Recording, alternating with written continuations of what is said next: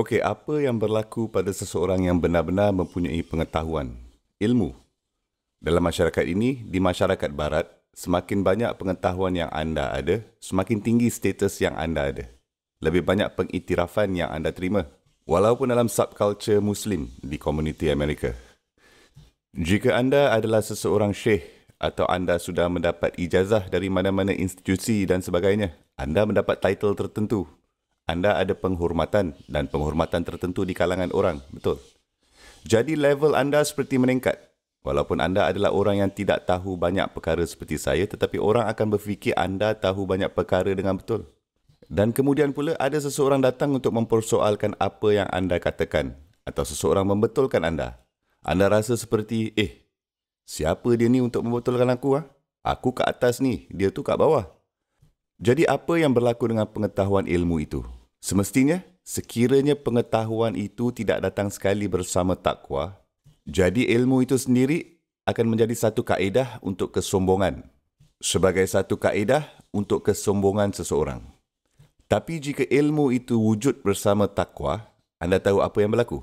Apa yang dilakukannya ialah ia akan merendahkan lagi diri anda dengan lebih. Allah Subhanahu Wa Taala menerangkan orang yang berpengetahuan, berilmu, dan alasan saya menyebutkan perkara ini sebelum saya pergi ke cerita sahabat adalah anda semua ini pelajar MSA dalam apa saja keupayaan yang anda cuba cari pengetahuan tentang Islam, kan? Dan cek diri anda dulu. Dan saya juga cek diri saya. Sebelum kita tahu apa-apa berbanding dengan apa yang kita tahu sekarang, by the way, walaupun sekarang kita masih tidak tahu banyak perkara pun sebenarnya, betul? Tetapi apa saja yang kita tahu dengan sikit sekarang, kan?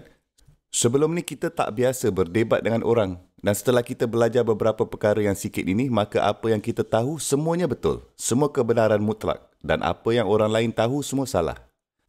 Anda seperti, macam mana dorang ni? Semua ni salah, apalah dorang ni tak masuk akal. Kamu banyak mempersoalkan perkara. Jadi apa yang berlaku adalah pengetahuan itu sendiri, ilmu itu sendiri menjadi kaedah untuk tidak bersetuju. Ia sama seperti apa yang telah Allah Subhanahu Wa Taala gambarkan dalam Al-Quran. Dia Subhanahu Wa Taala mengatakan, وَمَا تَفَرَّقُوا إِلَّا مِنْ بَعْدِ مَا جَاءَهُمُ الْعِلْمُ بَغْيًا بَيْنَهُمْ. Dan mereka tidak berbeza pendapat antara satu sama lain. Ayat ini berulang-ulang di surah yang berbeza. Asy-Syura, surah Al-Baqarah, surah Ali Imran. Mereka tidak berbeza pendapat antara satu sama lain sehingga selepas pengetahuan datang kepada mereka. Baghyan sebagai kaedah untuk menjadi pihak yang dominan, berkejaran untuk memenangi hujah di antara mereka. Ini telah menjadi keadaan mereka, pengetahuan menjadi satu kaedah kesombongan.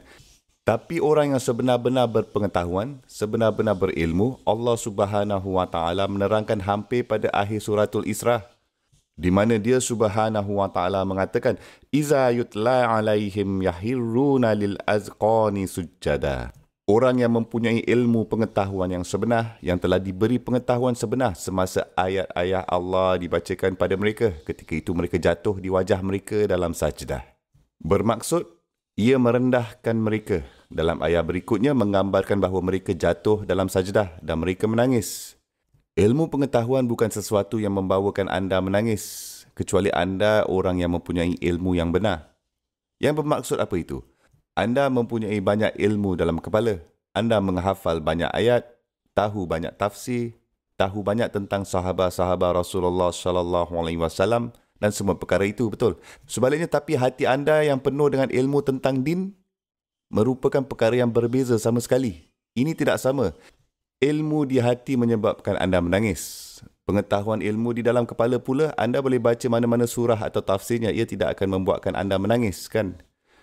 Tapi ilmu di hati, bila orang yang mempunyai ilmu sebenar, ketika mereka menengah ayat-ayat, hati mereka adalah entiti yang memaksakan mereka menangis dan jatuh ke dalam sajdah. Dan dari situ mereka berkata, وَيَقُولُنَا سُبْحَانَ رَبِّنَا إِنْ كَانَ وَعْدُ رَبِّنَا لَمَفْعُولًا.